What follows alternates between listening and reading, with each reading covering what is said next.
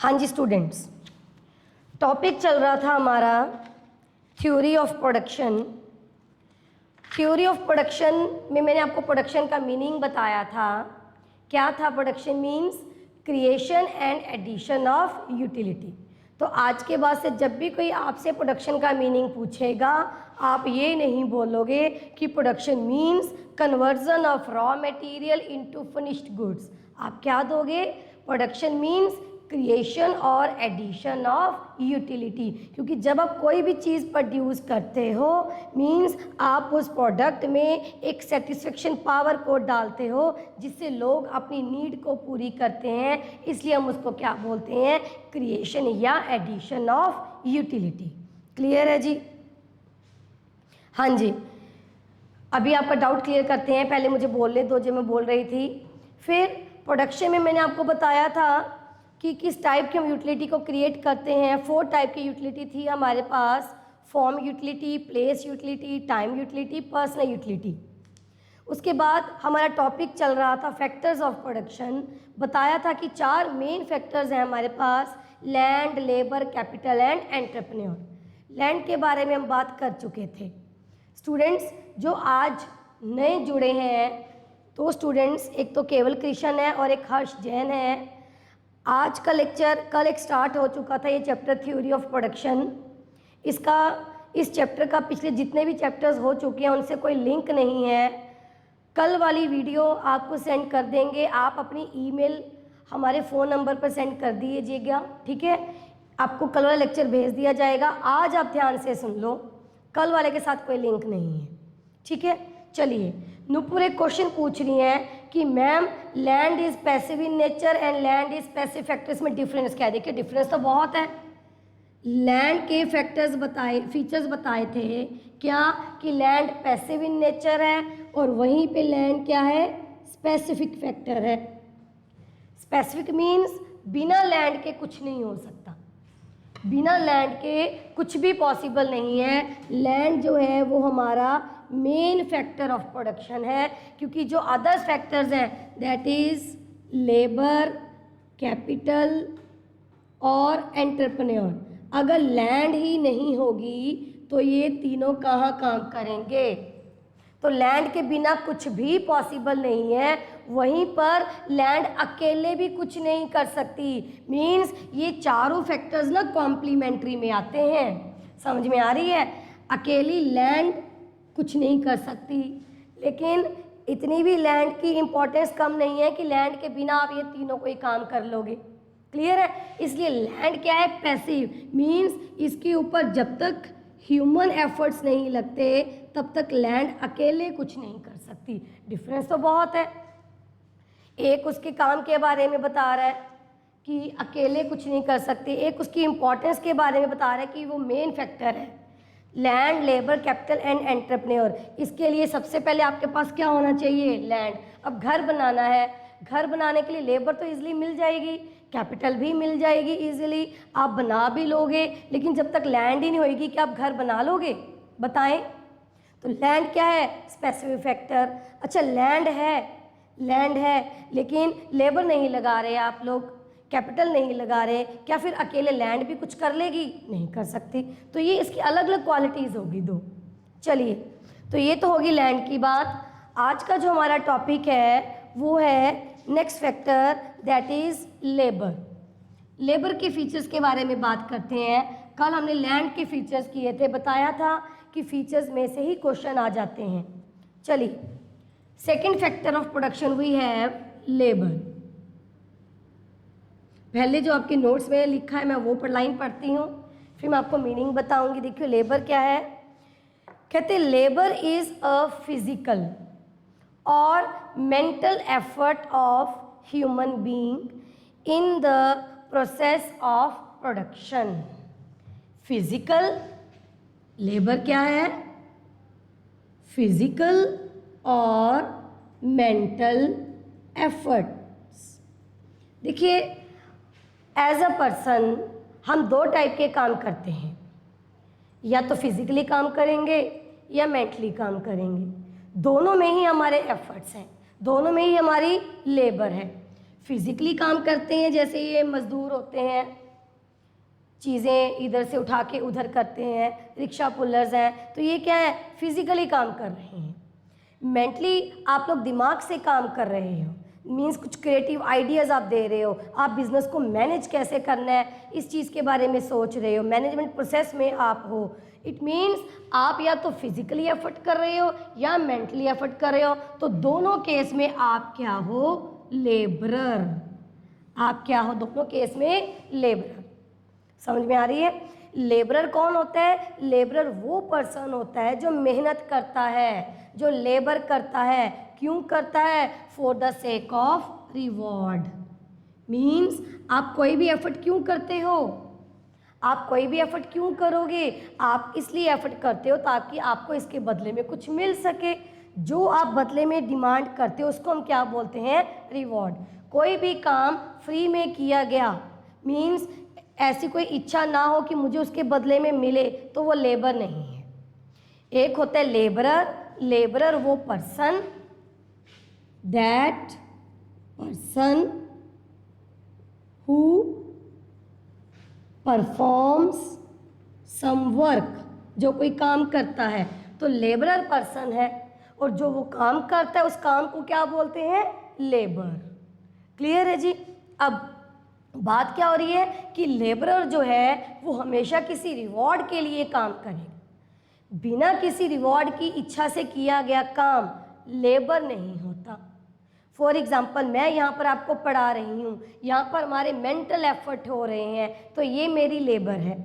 अगर वहीं पर मैं घर जाके अपने बच्चों को पढ़ाती हूँ for the sake of love and pleasure, मुझे खुशी मिलती है, या ये कह लो कि मेरी ड्यूटी है उनको पढ़ाना, मुझे उसके बदले में कोई रिवॉर्ड नहीं मिलता, कोई पैसे नहीं मिलते, तो वो लेबर नहीं है। लेबर क्या है? ऐसा काम या तो आप फिजिकली कर रहे हो या मेंटली कर रहे हो, किसके लिए? For the sake of reward in return. इतनी चीज़ क्लियर हो गई जी आपको? चलिए देखिए, नेक्स्ट लाइन यही लिखी हुई है, any work done for the sake of love and pleasure doesn't represent labour in economics. Even housewife की जो सर्विसेज होती हैं, मीन्स हम लोग जो घर पे काम करते हैं, उसका इकोनॉमिक्स में कोई रोल नहीं है, क्योंकि उसके बदले में हमें कोई रिवॉर्ड नहीं मिलता। वो हमारी ड्यूटी है, या हम वो करते हैं for the sake of love and pleasure, तो वो किसी भी एक्टिविटी में इंक्लूड नहीं होता। चलिए जी, आगे लेबर के फीचर्स देखिए क्या है। फर्स्ट फीचर यहाँ पर लिखा हुआ है, labour is directly concerned with human efforts. ये तो मैंने आपको बता ही दिया। अब लेबर कौन करेगा? लेबर करेगा लेबरर। लेबरर कौन है? पर्सन। तो लेबर किससे जुड़ी हुई है? Directly concerned with human efforts. Concerned with human efforts means अगर आप एफर्ट्स करोगे तभी लेबर कहलाएगी। अगर एफर्ट्स ही नहीं करोगे, लेबर का मतलब मेहनत, लेबरर का मतलब मेहनती, वो पर्सन जो मेहनत कर रहा है। अगर आप एफर्ट्स नहीं करोगे तो लेबर कैसे आएगी? तो labour is directly concerned with human efforts. अच्छा, एक और चीज़, अब आप लेबर करते हो किसी भी टाइप की, जैसे आप पढ़ रहे हो, मैं आपको पढ़ा रही हूँ, ये दोनों तरफ से हमारी लेबर हो रही है। लेकिन लेबर हम कर रहे हैं for the sake of reward, किसी ना किसी रिजल्ट को हासिल करने के लिए। अब क्या होता है कई बार कि हम लेबर करते हैं, ज़रूरी नहीं है कि हमारा हर एफर्ट हमें पॉजिटिव रिजल्ट देकर जाए। समझ में आ रही है क्या है? यहाँ पर एक पॉइंट देखिए क्या है, पॉइंट नंबर 6। आप लोगों के पास नोट्स हैं तो पॉइंट नंबर 6 देखिए क्या लिखा हुआ है, all labours are not productive, all efforts are not sure to produce resources. कई बार क्या होता है, हम मेहनत करते हैं किसी भी काम को करने के लिए, लेकिन हमारा वो काम होते होते रह जाता है, होता नहीं या बिगड़ जाता है। समझ में आ रही है? तो ज़रूरी नहीं है कि जितनी भी आप मेहनत करोगे उसमें आपको पॉजिटिव रिजल्ट ही मिलेगा। तो all labours are not productive in nature. Productive in nature means ज़रूरी नहीं है कि आपके काम के बदले में आपको कोई फ़ायदा होगा। यहाँ पर इतना ही समझोगे, अदरवाइज़ जो प्रोडक्टिव इन नेचर है, ये जब मैं आपको प्रोडक्शन फंक्शन बताऊंगी तब वहाँ पर आपको एक और मीनिंग इसका क्लियर होगा। तो यहाँ पर आपको सिर्फ क्या समझना है कि हम जितनी भी लेबर करते हैं ज़रूरी नहीं है कि हर एक लेबर का हर एक मिनट का हमें पॉजिटिव रिजल्ट मिले। थर्ड फीचर देखिए यहाँ पर क्या लिखा हुआ है आपकी बुक में, सेकंड पॉइंट है, labour is inseparable from labourer himself. सीधी सी बात है, लेबरर कौन है? पर्सन। कौन पर्सन? जो मेहनत करता है। मेहनत को क्या बोलते हैं? लेबरर। क्या आप इन दोनों को अलग अलग कर सकते हो? बताएं, क्या आप मुझे मेरी लेबर से अलग कर सकते हो कि चलो आज मैं नहीं आती, मेरी लेबर यहाँ पर आ जाएगी? मुझे आप लोगों को पढ़ाने के लिए आना ही पड़ेगा। तो लेबरर और लेबर इन दोनों को हम सेपरेट नहीं कर सकते। क्लियर हो गई जी बात? थर्ड फीचर देखिए क्या है। क्या नो समझ में नहीं आई? क्या चीज़ समझ में नहीं आई? नुपुर और तमन्ना बताएं, कौन सा पॉइंट समझ में नहीं आया? प्लीज़ जल्दी से बताएं, फिर आगे बढ़ते हैं। अच्छा, नो आप ये कह रहे हो कि लेबर और लेबरर को अलग अलग नहीं कर सकते। ओके, हाँ जी, ये तो है ही है। लेबर और लेबरर को आप अलग नहीं कर सकते। क्यों नहीं कर सकते? क्योंकि लेबरर ही वो पर्सन है जिसने लेबर करनी है, आप उससे उसकी लेबर छीन ही नहीं सकते। चलिए, very good. Next third point देखिए क्या लिखा हुआ है, labour is perishable. Perishable means वो कॉमोडिटी या वो सर्विस जिसको आप स्टोर करके नहीं रख सकते। पेरिशेबल का मतलब ही है वो चीज़ जो जल्दी ख़राब हो जाती है। कहते लेबर भी पेरिशेबल है, labourer can't store his labour. For example, अब कहते हैं कहावत आपने सुनी होगी, कल करें सो आज कर, आज करें सो अब। इसका क्या मतलब है? ऐसे क्यों कहते हैं कि जो कल करना है वो आज करो, जो आज करना है वो अभी कर लो? इसका क्या मतलब है? सुना तो बहुत बार होगा आप लोगों ने। चलिए, क्या है कि आपने जो आज की मेहनत करनी है, जो आपने आज मेहनत करके काम करना है, आप उसको ये नहीं कि चलो आज मैं काम नहीं करता, मैं कल को डबल काम करके पैसे कमा लूँ। कल उतने ही घंटे हैं आपके पास काम करने के लिए, आप इसको डबल नहीं कर सकते। उतने ही घंटे हमें मिले हैं काम करने के लिए, तो जो काम आपने आज करना था वो काम अगर आप कल के लिए छोड़ दोगे तो जो काम आपका कल होने वाला है वो काम अगले दिन के लिए पहुंच जाएगा। समझ में आ रही है? तो जितनी भी लेबर है, कहते वो पेरिशेबल इन नेचर है, आप उसको स्टोर करके नहीं रख सकते कि आज भी नहीं काम करेंगे, कल भी नहीं करेंगे, परसों भी नहीं करेंगे, इकट्ठा करते रहते हैं जी लेबर को, सारा एक ही दिन में कर लोगे, नॉट पॉसिबल। क्लियर है जी? चलिए आगे देखिए क्या है, labour has a weak bargaining power. देखिए यहाँ पर फोर्थ पॉइंट में थोड़ी सी यहाँ पर मिस्टेक है, टाइपिंग में मिस्टेक हो गई। लेबर हैज़ है, यहाँ पर HS लिखा हुआ है, HAS। वीक WEAK, ये हफ्ते वाला वीक नहीं है, WEAK, वीक बार्गेनिंग पावर। इसको सही कर लीजिए प्लीज़। तो लेबर की क्या है, जो बार्गेनिंग पावर है वो वीक होती है, वीक बार्गेनिंग पावर। देखिए लेबर का मतलब क्या है? लेबर का मतलब क्या है? लेबरर वो पर्सन जो लेबर करता है। लेबर किसके अंडर करता है? किसी के अंडर करता है। समझ में आ रही है? आप किसी न किसी के अंडर तो काम करोगे ही करोगे। तो अगर आप किसी के अंडर काम कर रहे हो तो अब आपकी जो बार्गेनिंग पावर है वो क्या हो जाती है? वीक हो जाती है, क्योंकि जिसके अंडर आप काम करते हो, जिसके अंडर आप काम कर रहे हो, आपकी उसकी टर्म्स एंड कंडीशंस पे चलना होता है। बार्गेनिंग किस चीज़ को लेके करते हो? बार्गेनिंग आप अपने रिवॉर्ड को लेकर करते हो, बार्गेनिंग आप अपनी वर्किंग कंडीशंस को लेके करते हो कि मुझे ऐसे नहीं ऐसे काम करना है, मुझे इतने घंटे नहीं इतने घंटे काम करना है, मेरी सैलरी इतनी नहीं इतनी होनी चाहिए। लेकिन आपकी कहीं ना कहीं जो बार्गेनिंग पावर है वो वीक हो जाती है, क्योंकि आप किसी के अंडर हो। समझ में आ रही है जी? चलिए आगे देखिए क्या है, labour has to make a choice between the hours of labour and the hours of layer.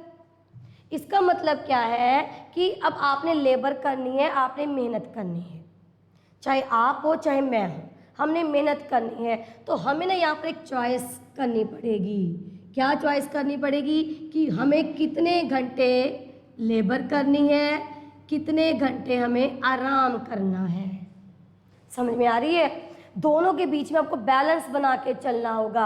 अगर आप ज़्यादा काम करोगे, ज़्यादा लेबर करोगे, तो आप बीमार हो जाओगे। बीमार हो जाओगे तब आगे आपसे काम नहीं किया जाएगा। अगर आप ज़्यादा आराम करोगे, ज़्यादा आराम करने से भी आदमी बीमार हो जाता है। ज़्यादा आराम करोगे तो आपका काम रह जाएगा, काम रह जाएगा तो आप अपनी लाइवलीहुड कैसे अर्न करोगे। तब यहाँ पर आपको चॉइस करनी पड़ेगी कि मेरे लिए क्या सही है, कितने घंटे मुझे काम करना है, कितने घंटे मुझे आराम करना है। 6 पॉइंट मैंने आपको बता दिया। क्या? All labours are not productive in nature, all efforts are not sure to produce resources. Next 7th, labour power differs from labourer to labourer. ये तो है ही है, ये तो है ही है। 2 पर्सन्स कभी भी एक जैसे नहीं हो सकते। 2 पर्सन, 2 इंडिविजुअल की जो लेबर पावर है वो एक जैसी नहीं हो सकती। मान लो मैं दिन में सिर्फ मैक्सिमम 3-4 घंटे ही पढ़ा सकती हूँ, तो जो कोई और है या सुमित सर हैं वो क्या कर रहे हैं, दिन में 10 घंटे पढ़ा रहे हैं, तो हमारी लेबर कभी मैच ही नहीं होती। तो यहाँ पर क्या है, labour is heterogeneous. Heterogeneous means हर एक पर्सन की जो लेबर पावर है वो डिफरेंट होती है। हर एक पर्सन के अंदर जो एफिशिएंसी होती है, जो कैपेबिलिटी होती है वो अलग अलग होती है। 2 लोगों को आप अज्यूम नहीं कर सकते दोनों की सेम एफिशिएंसी होगी। समझ में आ रही है? यहाँ पर हम जेंडर इनइक्वालिटी की बात नहीं कर रहे, यहाँ पर हम ये बात नहीं कर रहे कि मेल्स के अंदर ज़्यादा लेबर पावर होती है या फीमेल के अंदर कम लेबर पावर होती है, हम उसकी बात नहीं कर रहे। हम अपनी बॉडी की कैपेसिटी की बात कर रहे हैं कि कभी भी ऐसा पॉसिबल नहीं है कि आप अज्यूम कर लोगे कि ये 2 लोग एक जैसा काम कर सकते हैं या दोनों लोगों की एफिशिएंसी सेम हो सकती है। अब वही बात है, ये जो लेबर पावर है, जो आपके अंदर जो एफिशिएंसी है वो किसके ऊपर डिपेंड करती है, इनहेरेंट क्वालिटीज़ के ऊपर। इनहेरेंट क्वालिटीज़ के ऊपर जिनके माँ बाप स्ट्रांग होते हैं ना, उनके बच्चे भी स्ट्रांग होते हैं। जिनके माँ बाप ढीले ढाले से होते हैं, उनके बच्चे भी वैसे ही बनते हैं। तो ये एक फैक्ट है, इनहेरेंट क्वालिटीज़ आ जाती हैं हमारे अंदर। एक घर का एनवायरनमेंट हो जाता है, अगर एनवायरनमेंट जो हमारे बड़े बुजुर्ग हैं अगर वो ज़्यादा एक्टिव होंगे तो उनको देख देख के बच्चे भी ज़्यादा एक्टिव हो जाते हैं। अगर बड़े बुजुर्ग ही सुस्त से होंगे तो बच्चे भी वैसे बन जाएंगे। क्लियर है? फिर अच्छा, इसके ऊपर अब ये जो आपकी एफिशिएंसी है एज ए लेबरर किसके ऊपर डिपेंड करती है, वर्क एनवायरनमेंट के ऊपर। मींस आपको वर्किंग कंडीशंस कैसे दी जा रही हैं, अच्छा माहौल दिया जा रहा है आपको, प्रॉपर जो टेम्परेचर का एनवायरनमेंट है वो सेट करके दिया जा रहा है। गर्मी है तो आपको एसी प्रोवाइड करके दिया जा रहा है। एक जो रेस्ट रूम्स हैं, शेल्टर रूम्स हैं वो आपको अवेलेबल हैं। प्रॉपर सेफ्टी मेजर्स आपके लिए अवेलेबल हैं जहाँ पर आप काम कर रहे हो, तो ऑटोमेटिकली आपकी एफिशिएंसी इंप्रूव होगी। समझ में आ रही है? एक आपके काम की तारीफ़ की जा रही है। आप जितना काम करते हो, जितनी लेबर करते हो, उतने आपको अप्रिशिएट किया जाता है। फिर आपके काम के बदले में अच्छे खासे आपको इंसेंटिव्स भी दिए जाते हैं, आपको रिवॉर्ड भी दिए जाते हैं, तो ऑटोमेटिकली आपकी एफिशिएंसी इंप्रूव हो जाएगी। अब ये तो आपको भी पता है कि एक बच्चा बहुत मेहनत करता है, उल्टा उसके माँ बाप आके बोलते हैं कि क्या कर रहा है तू, बिल्कुल भी अच्छा नहीं किया, बड़ी मेहनत से उसने कुछ ड्राइंग बनाई, ऊपर से पेरेंट्स आके बोल देते हैं ये अच्छी नहीं है, तो वो बच्चा डीमोटिवेट हो जाएगा। अगर उसको काम के बदले में हम उसको अप्रिशिएट कर रहे हैं तो उसकी तो एफिशिएंसी ऑटोमेटिकली इंप्रूव होनी है, उसकी हिम्मत और आगे बढ़ जाएगी कि हाँ ये काम अच्छा है, मुझे नेक्स्ट टाइम इससे और अच्छा करके दिखाना है, मैं कर सकता हूँ, मेरे अंदर वो काबिलियत है। समझ में आ रही है? चलिए, तो ये सारी चीज़ें जो हैं आपकी एफिशिएंसी को इफ़ेक्ट करती हैं। नेक्स्ट 8 पॉइंट क्या लिखा हुआ है, there is no rapid adjustment of supply of labor to demand for it. Total supply of labor can't be increased or decreased instantly. देखिए, हमने डिमांड और सप्लाई का चैप्टर कर लिया। डिमांड और सप्लाई हमने किस चीज़ को लेकर करी, क्वांटिटी को।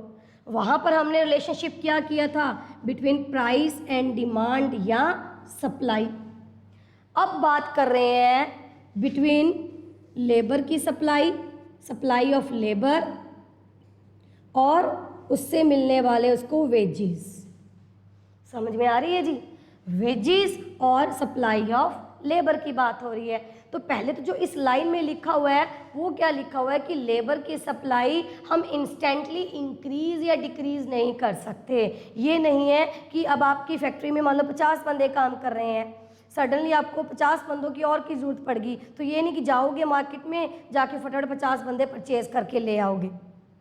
या 50 बंदे आपकी फैक्ट्री में काम कर रहे हैं, सडनली आपके प्रोडक्ट की डिमांड कम होगी तो एकदम से आप उनको सभी को निकाल भी नहीं सकते। तो वहाँ पे कुछ टर्म्स एंड कंडीशंस होती हैं जिसके बेस पे आप उनको नौकरी से निकाल सकते हो। तो इंक्रीज़ या डिक्रीज़ करना इंस्टेंटली आपके हाथ में नहीं है, हाँ कुछ टाइम बाद आप उसको एडजस्ट कर सकते हो। इतनी बात क्लियर है? अब मैं बात कर रही थी कि लेबर की जो सप्लाई है ना उसका लिंक वेजेस के साथ ज़रूर है। कैसे है? थोड़ा सा इस चीज़ को समझना। यहाँ पर हम लेते हैं सप्लाई किसकी? लेबर की। यहाँ पर हम ले रहे हैं वेजेस किसके? जो लेबर को मिल रहे हैं। अब देखिए क्या है, स्टार्टिंग में क्या होता है, जब कोई भी लेबरर फ्री होता है, उसके पास काम नहीं होता, तो वो सप्लाई अपनी ज़्यादा रखता है। सप्लाई ज़्यादा रखने का मतलब ज़्यादा घंटे काम करने की सोचता है। क्यों? क्योंकि उसको ये है कि ज़्यादा से ज़्यादा काम करके मैं ज़्यादा से ज़्यादा पैसे कमाऊँ। तो स्टार्टिंग में तो उसकी सप्लाई भी ज़्यादा होगी। उसकी सप्लाई का मतलब वो ज़्यादा से ज़्यादा घंटे काम करेगा। तो यहाँ पर सप्लाई का मतलब क्या है? आवर्स, कितने घंटे वो काम पे आ रहा है। क्लियर है?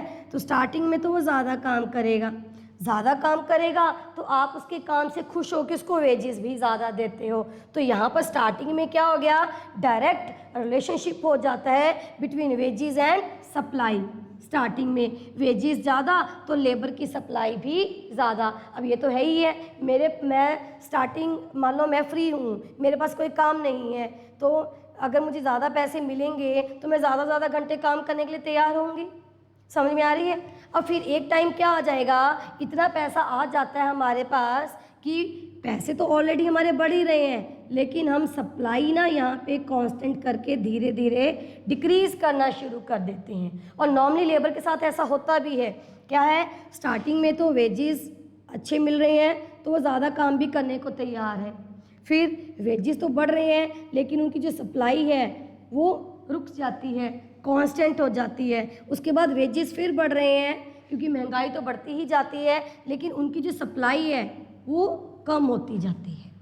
ऑलवेज लेबर की जो सप्लाई की डायग्राम है ना वो हमेशा ही ऐसे बनती है, आपने बनानी नहीं है। लेकिन बाय चांस अगर एक क्वेश्चन आ भी जाता है एग्ज़ाम में, क्या आ जाता है कि जो लेबर की सप्लाई कर्व है वो क्या है?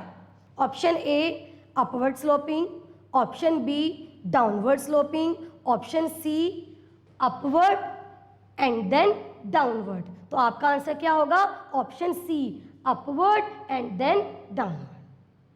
समझ में आ रही है जी आप लोगों को मैं क्या कह रही हूँ? तो ये ऐसा क्वेश्चन आ सकता है, सिर्फ यही आ सकता है और मैंने आपको बता दिया।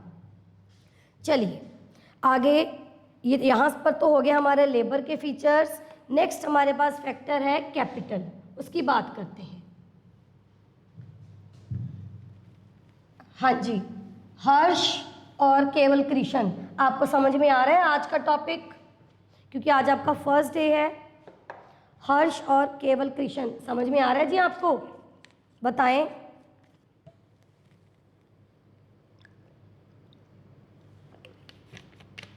चलिए जी, नेक्स्ट टॉपिक क्या है हमारा? Capital. Next factor, third factor we have capital. Capital factor of production है। कौन सा फैक्टर ऑफ प्रोडक्शन है कैपिटल? यहाँ पर लिखा हुआ है जी, वेरी गुड, अच्छी बात है। जहाँ पर भी आपको कोई डाउट हो प्लीज़ आप लाइव चैट में मेरे से पूछ सकते हैं, इमीडिएटली आपके डाउट्स क्लियर हो जाएंगे। हाँ जी, तो कैपिटल क्या है? कहते हैं capital is man made material source of production. Capital is man made material, capital हमने बनाई है। कैपिटल हमें फ्री गिफ्ट ऑफ नेचर नहीं मिला, मैन मेड मटेरियल है। कैपिटल में क्या इंक्लूड कर देते हैं? कैपिटल में हम इंक्लूड करते हैं मशीनरी। क्या इंक्लूड करते हैं? मशीनरी। और मशीनरी किसने बनाई है? हम लोगों ने बनाई है। क्लियर है? कैपिटल को क्या करते हैं? एक मशीनरी बना ली, इस मशीनरी को फर्दर प्रोडक्शन में यूज़ करते हैं हम। फर्दर प्रोडक्शन में यूज़ करेंगे तो एक मशीनरी से आगे कितनी और चीज़ें बनेंगी, तो इसको हम क्या बोलते हैं? कैपिटल। तो यूजली जो है कैपिटल में क्या होती है? हमारी इन्वेस्टमेंट होती है। इन्वेस्टमेंट मीन्स किसी एक्टिविटी में पैसा लगाना। हम पैसा क्या सोच के लगाते हैं कि अगर हमने इस एक्टिविटी में इतना पैसा लगाया है, हमें कल को यही सेम चीज़, यही सेम एक्टिविटी प्रॉफिट देकर जाएगी, तो उसको हम क्या बोलते हैं? इन्वेस्टमेंट। और इन्वेस्टमेंट मेनली कौन सी गुड्स में होती है? कैपिटल गुड्स में। मीन्स आपने मशीनरी बनाई, मशीनरी में बनाने का आपका जो पैसा है वो 10,000 रुपये लगे, 10,000 रुपीज़ आपका खर्च आया मशीनरी में। 10,000 की मशीनरी बनी, लेकिन इस मशीनरी से आपने फर्दर प्रोडक्शन करनी शुरू कर दी तो आपको इससे 50,000 तक का फ़ायदा हो गया। तो ये आपकी क्या हो गई जी? इन्वेस्टमेंट। आपने मशीनरी में पैसा लगाया और ये आपको कितना रिवॉर्ड दे के जा रही है? 50,000। समझ में आ रही है? चलिए नेक्स्ट लाइन क्या लिखी हुई है? Capital consist of that part of production which is use for further production. देखिए बहुत सारी चीज़ें हम बनाते हैं, बहुत सारी। इस चीज़ को थोड़ा सा ध्यान से समझना। फॉर एग्जांपल एक प्रोड्यूसर ने 4 मशीनरी बनाई, 4 मशीनरी। मशीनरी मीन्स अब कोई भी एग्जांपल लेते हैं, कार। एक प्रोड्यूसर ने 4 कार बनाई। क्लियर है? हाँ जी, 4 कार प्रोड्यूस कर दी उसने, 4 कार्स प्रोड्यूस कर दी। तो ये तो होगी जो उसने चीज़ें प्रोड्यूस की, ये तो होगी उसकी टोटल प्रोडक्शन। अब इस 4 जो कारें प्रोड्यूस हुई हैं, इसमें से 2 जो कार हैं ये तो लोगों ने खरीद ली अपने पर्सनल पर्पस के लिए। पर्सनल पर्पस मीन्स अपने घर के लिए यूज़ कर ली। तो ये जो 2 कार उसने अपने घर के लिए यूज़ करी, तो ये कौन सी कॉमोडिटी बन गई? Consumer goods. समझ में आ रही है? अब बाकी की जो 2 बची हैं, ये एक टैक्सी ओनर ने परचेज़ कर ली, जिसका काम ही कारों को टैक्सी पे एज अ टैक्सी चलाना है। तो उसने एज अ टैक्सी के लिए वो दोनों कार परचेज़ की, तो वो क्या बन गई उसके लिए? मीन्स उसने अपने बिजनेस में ये दोनों कारों की इन्वेस्टमेंट कर डाली, तो उसके लिए क्या बन गई? ये कैपिटल गुड्स। समझ में आ रही है? देखिए 2 टाइप की चीज़ें होती हैं, one is consumer good and second one is capital goods. चीज़ें वही हैं, चीज़ वही है, कार वही है। अगर आप उस कार को अपने पर्सनल पर्पस के लिए यूज़ करते हो, मीन्स आपका उससे ऐसा कोई भी मोटिव नहीं है कि आपने इससे आगे प्रोडक्शन करवानी है या आगे से सर्विसेज लेनी है और इससे आगे पैसा कमाना है, तो वो क्या बन जाएगी? Consumer good. कार वही है, हमने खरीद ली तो वो कंज्यूमर गुड बन गई। लेकिन वहीं पे टैक्सी वाले ने खरीद ली और अपनी कार को वो एज ए टैक्सी भेज रहा है, तो वो तो साल 2 साल में ही पूरे कार के पैसे पूरे कर लेगा और उसके बाद 5-6 साल उस कार को और चलाता है तो उसको प्रॉफिट होता है। फिर उसके लिए वही कार क्या बन जाती है? Capital good. दोनों चीज़ें प्रोड्यूसर ने प्रोड्यूस की, ये चारों कार उसी ने ही प्रोड्यूस की थी। इनमें से 2 क्या बन गई? कैपिटल। 2 क्या बन गई? कंज्यूमर। तो यही लाइन यहाँ पर लिखी हुई है, कहते capital is that part of production. ये प्रोडक्शन है total 4 machinery, that part of production which is use for further production. तो 4 कार में से 2 कार ही क्या बनती हैं? कैपिटल। तो ये 2 कार क्या बन गई? Part of production. समझ में आ गई? टोटल हमने कितनी चीज़ें प्रोड्यूस करी? 4 कार, और उसमें से 2 कार क्या यूज़ कर ली हमने? As a taxi. तो वही क्या बन गई? Capital goods. तो सारी प्रोडक्शन हमारी कैपिटल गुड्स नहीं होती, डिपेंड करता है इसके एंड यूज़ के ऊपर कि कौन सा पर्सन इस चीज़ को कैसे यूज़ कर रहा है, आपका अल्टीमेटली पर्पस क्या है इसको यूज़ करने का। चलिए अब आगे एक अच्छी लाइन लिखी हुई है, it is a stock concept. देखिए हर एक लाइन में से क्वेश्चन निकलता है, हर एक लाइन आपको ध्यान से पढ़नी होती है। कैपिटल जो है ना, ये स्टॉक कंसेप्ट है। क्या है ये? Stock concept. स्टॉक और फ्लो के बारे में मैंने आपको एक लेक्चर में बताया था। तो स्टॉक कंसेप्ट कैसे है? स्टॉक कंसेप्ट वो होता है जिसको आप पर्टिकुलर पॉइंट ऑफ टाइम पे मेज़र करते हो। फ्लो कंसेप्ट क्या होता है? जिसको आप पीरियड ऑफ टाइम पर मेज़र करते हो। बट पॉइंट ऑफ टाइम क्या है? आप एक पर्टिकुलर डेट को मेज़र करते हो। आप सारे यहाँ पर कॉमर्स के स्टूडेंट्स हो, आप अकाउंट्स बनाते हो, तो जो भी आप अकाउंट्स में स्टॉक लिखते हो, क्लोजिंग स्टॉक है, ओपनिंग स्टॉक है, ये पर्टिकुलर किसी डेट को ही लिखा जाता है। और उसमें आप किन चीज़ों का स्टॉक लिखते हो? जितने भी आपके पास एसेट्स होते हैं। समझ में आ रही है? तो ये जो एसेट्स हैं आपके, वो सारे क्या बन जाते हैं? स्टॉक कंसेप्ट, क्योंकि पॉइंट ऑफ टाइम पे मेज़र करते हो। लाइक 31 मार्च आपकी एंट्रीज ऐसे ही जाती हैं, 31 दिसंबर। क्लियर है? लेकिन जिस चीज़ को आप पीरियड वाइज मेज़र करते हो, पीरियड वाइज मीन्स वीकली या ये कह लो मंथली, ईयरली, तो वो कंसेप्ट क्या बन जाता है? हमारा फ्लो। और नॉर्मली अगर आपने देखनी हो कि मेरे वीकली इनकम कितनी है, मेरे वीकली एक्सपेंडिचर्स कितने हैं, तो वो क्या कंसेप्ट बन जाता है? फ्लो कंसेप्ट बन जाता है। लेकिन कैपिटल को आप यूजली मेज़र करते हो पर्टिकुलर किसी पॉइंट ऑफ टाइम पे, इसलिए वो कंसेप्ट क्या बन जाता है? Stock concept. चलिए अगली लाइन, यहाँ से भी क्वेश्चन आता है, क्या है? All capital is wealth but all wealth is not capital. कोई ऐसा स्टूडेंट जो मुझे इस लाइन का मीनिंग बता सकता हो? नहीं तो फिर मैं तो अभी बता ही रही हूँ कि all capital is wealth but all wealth is not capital. देखिए 4 लाइनें अभी तक हमने करी हैं, 4th वन हमारी चल रही है। चारों को ही हमने कितना डिटेल में कर रहे हैं, क्योंकि ऑब्जेक्टिव पेपर आएगा, MCQs आते हैं आपको, तो एक एक लाइन में से क्वेश्चन आपको निकलता है, तो बड़ा ही ध्यान से करना होता है। ये कोई +1 +2 का सिलेबस नहीं है कि ऊपर से पढ़ लिया और 3-4 लाइनें इसमें से जो है एग्ज़ाम में लिख कर आ गए। तो यहाँ पर तो एक एक लाइन का मीनिंग आपको क्लियर होना चाहिए, मतलब जो इम्पोर्टेंट है ना वो हम आपको बता रहे हैं। इस लाइन का कोई मतलब बता सकते हैं जी? All capital is wealth but all wealth is not capital. जल्दी से, टाइम को वेस्ट किए बिना। All capital is wealth but all wealth is not capital. कोई भी?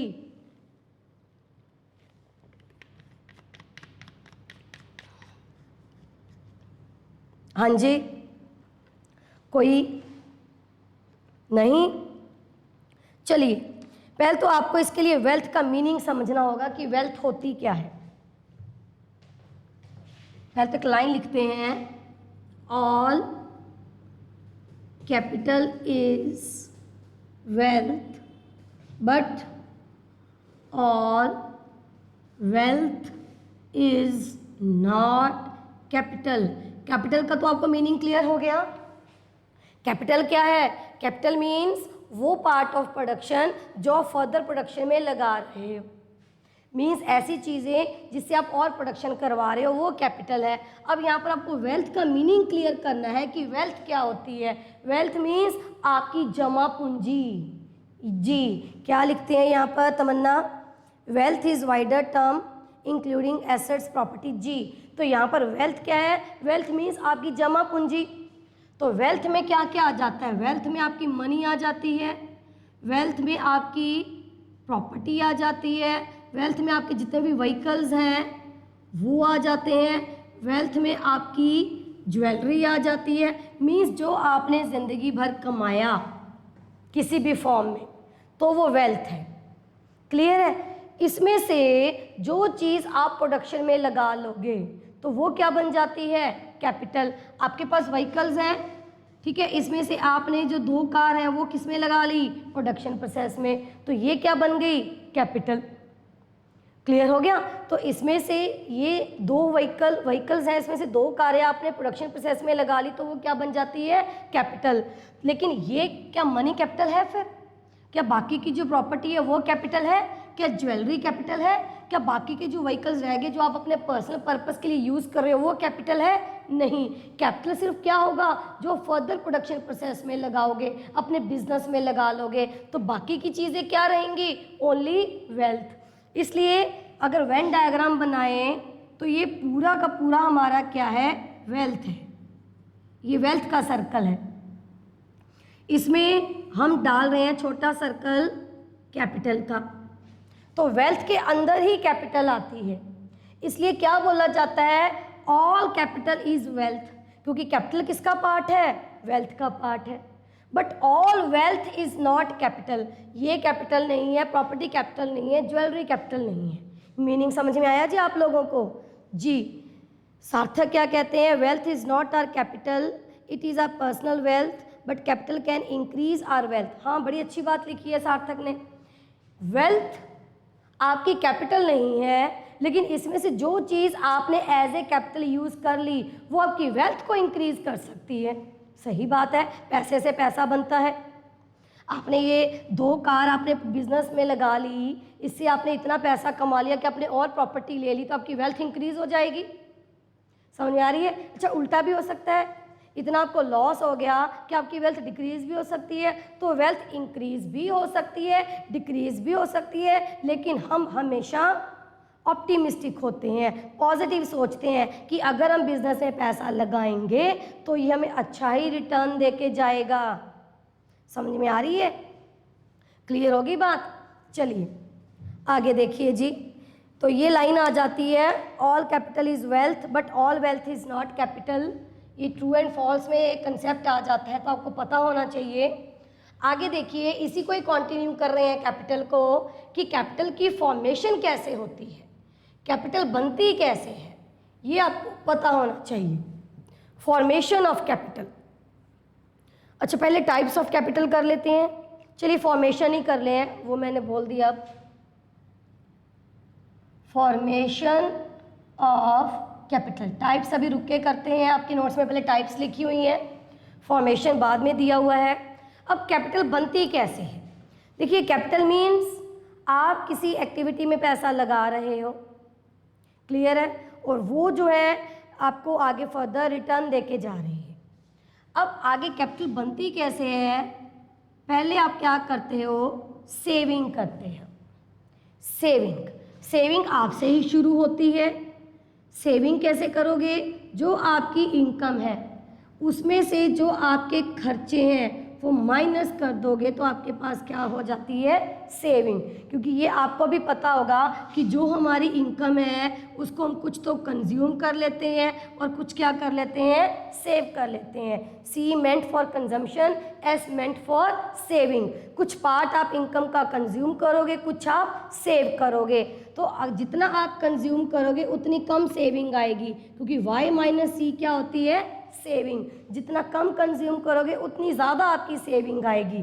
तो सेविंग पहले आप करोगे, कैसे करोगे, अपनी इनकम में से कुछ पैसे बचाकर।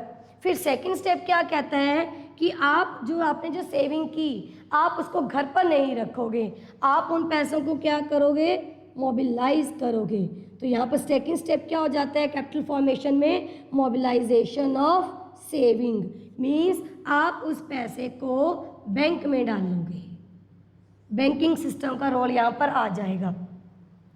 बैंक आपके पैसे का क्या करेगा, आपको बड़े अच्छे से मनी क्रिएशन प्रोसेस पता होगी। सबसे पहले ना, जब भी आप +2 में होते हो तो नॉर्मली सारे टीचर्स मनी एंड बैंकिंग का ही चैप्टर्स करवाते हैं। कुछ बच्चे तो +1 में ही ये टॉपिक कर लेते हैं, मनी एंड बैंकिंग।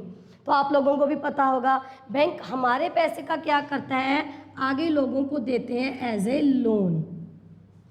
समझ में आ रही है? हमने बैंक में पैसा जमा करवाया, क्यों करवाते हैं, टॉपिक से हट रहे हैं थोड़ा सा, क्योंकि हमें उसके ऊपर इंटरेस्ट मिलता है। बैंक हमारे पैसे का क्या करता है, आगे लोगों को लोन दे के उनसे इंटरेस्ट लेता है। हमें देता कम है, लेता ज़्यादा है, इसके बीच का जो गैप होता है वो बैंक का प्रॉफिट होता है, उसको क्या बोलते हैं, स्प्रेड। बैंक के प्रॉफिट को क्या बोलते हैं, स्प्रेड। आता कैसे है, हमें इंटरेस्ट दिया, हमसे इंटरेस्ट लिया, इसके बीच का जो गैप होता है।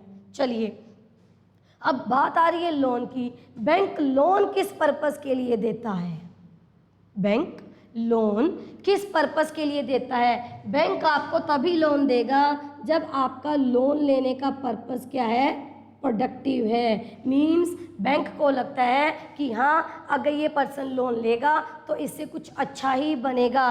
मीन्स वो कभी भी स्पेकुलेटिव एक्टिविटीज़ के लिए लोन नहीं देता। ऐसी एक्टिविटी जिसमें बैंक को ये लगता है कि इससे सिर्फ और सिर्फ इन चीज़ों के रेट बढ़ेंगे और कुछ भी नहीं होना।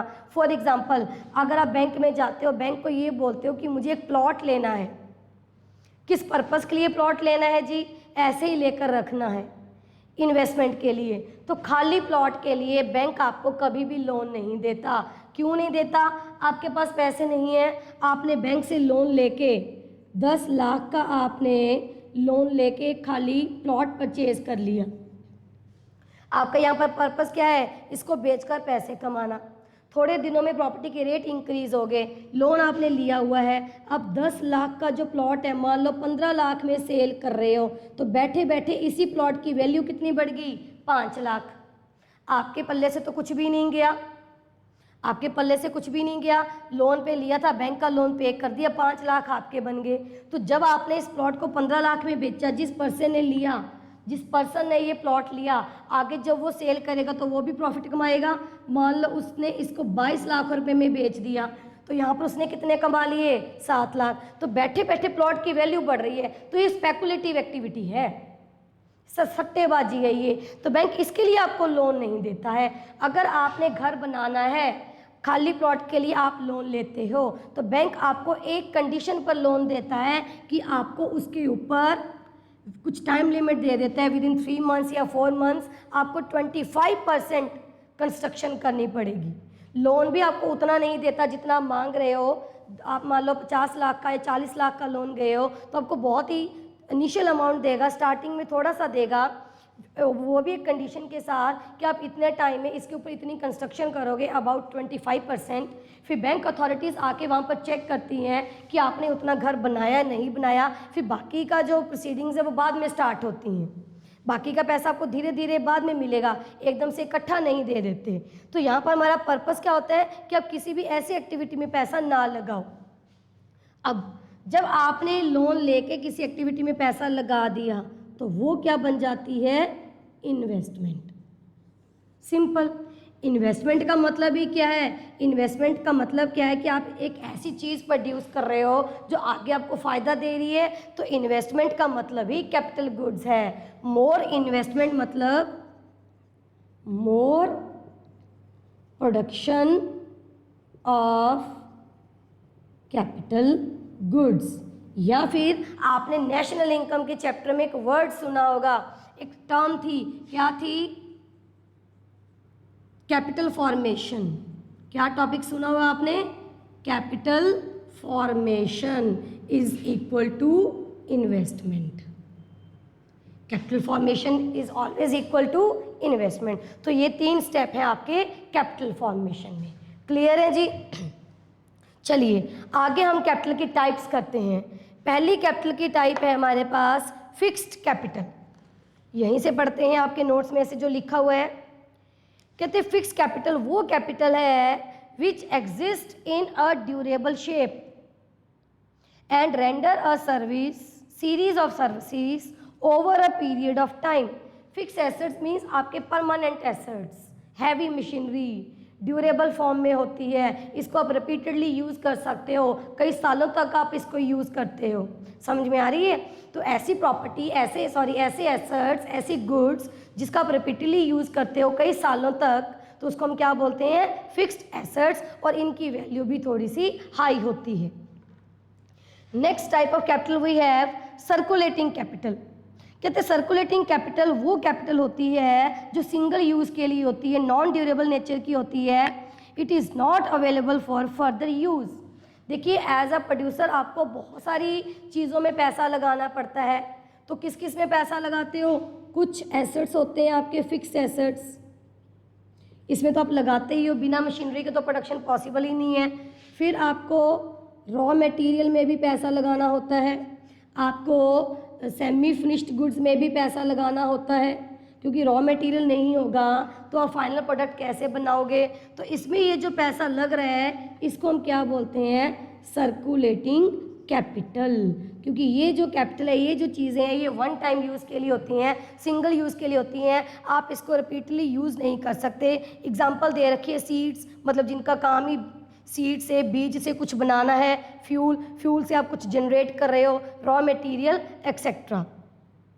Next we have real capital. Real capital कहते हैं रेफर्स टू फिजिकल गुड्स, जिसको आप फिजिकली देख सकते हो, आप टच कर सकते हो, लाइक बिल्डिंग है, plant, machinery etcetera.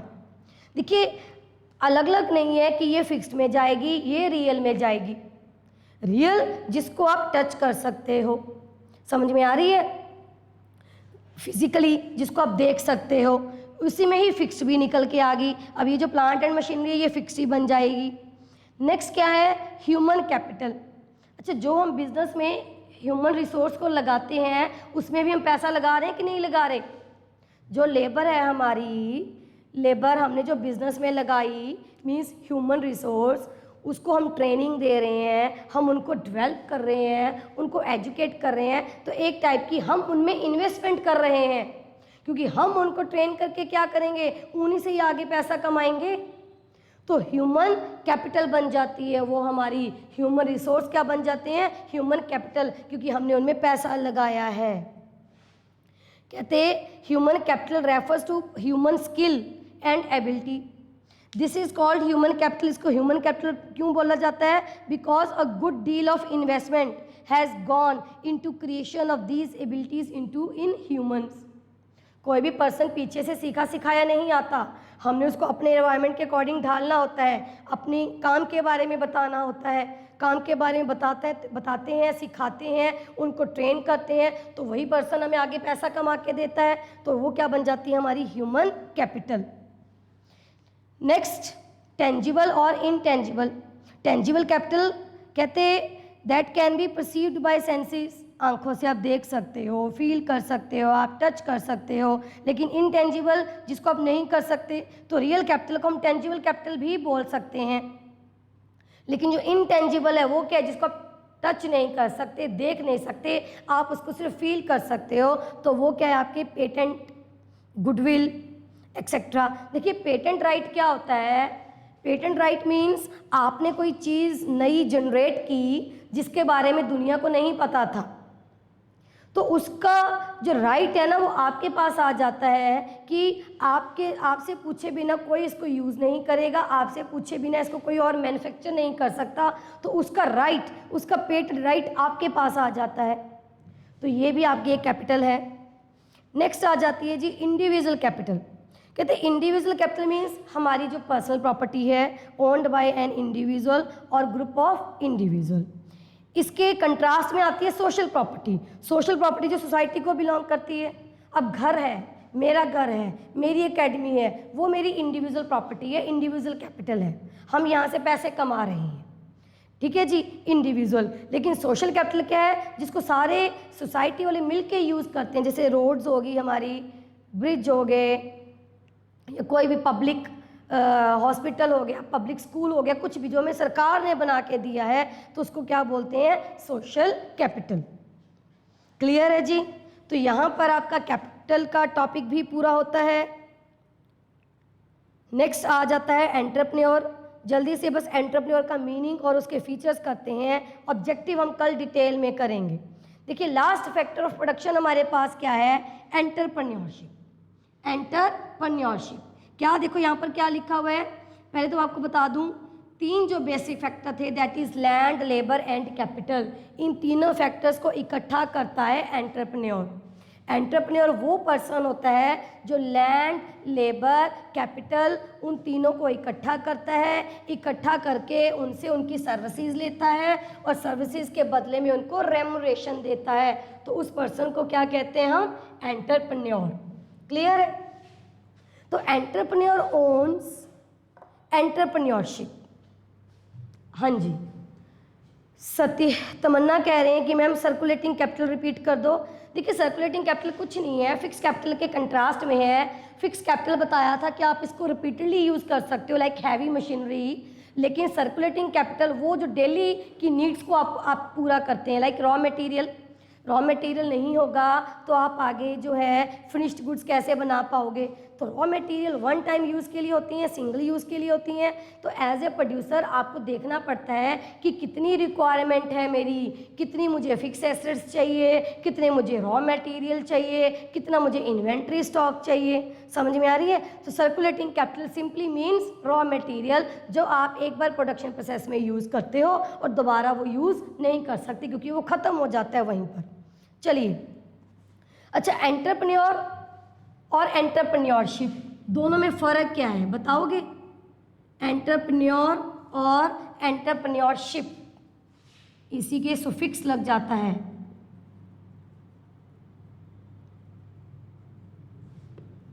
Entrepreneur, entrepreneurship.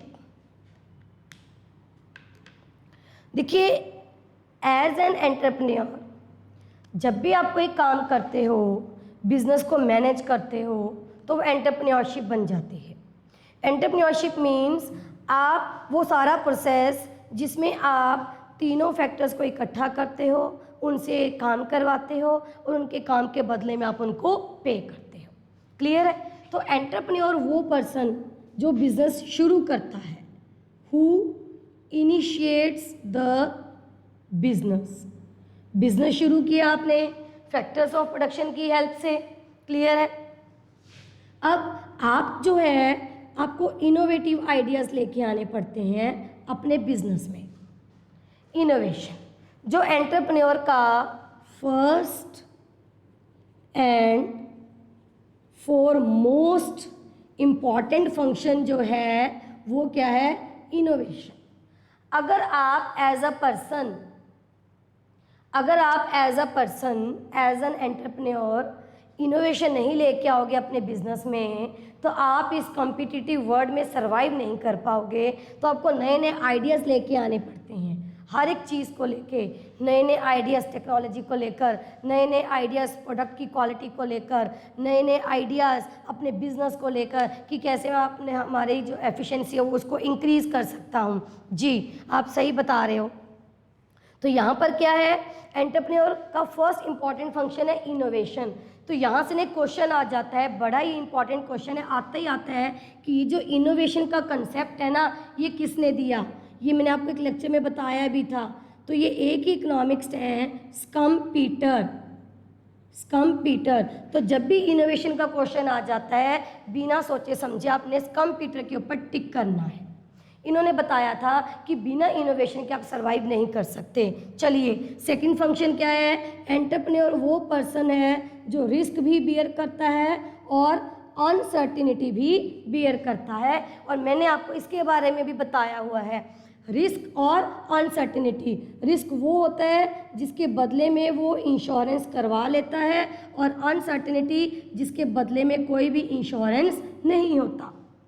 Risk क्या है? आपने बिजनेस शुरू किया, आपको लगता है कि इसमें आग लग सकती है, फायर रिस्क है, चोरी हो सकती है, थेफ्ट रिस्क है, तो दोनों का आप इंश्योरेंस करवा सकते हो। लेकिन अनसर्टेनिटी, कल को आपके प्रोडक्ट की डिमांड है वो कम हो जाए, आपका बिजनेस चले ना चले, तो ये चीज़ अनसर्टन है, आप इसके बारे में कोई भी इंश्योरेंस नहीं करवा सकते।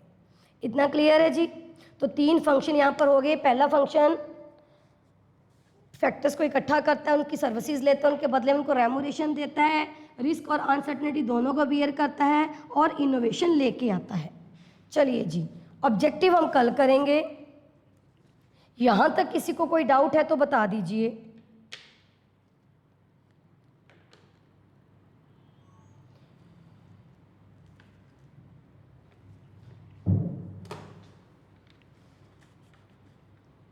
हाँ जी स्टूडेंट्स,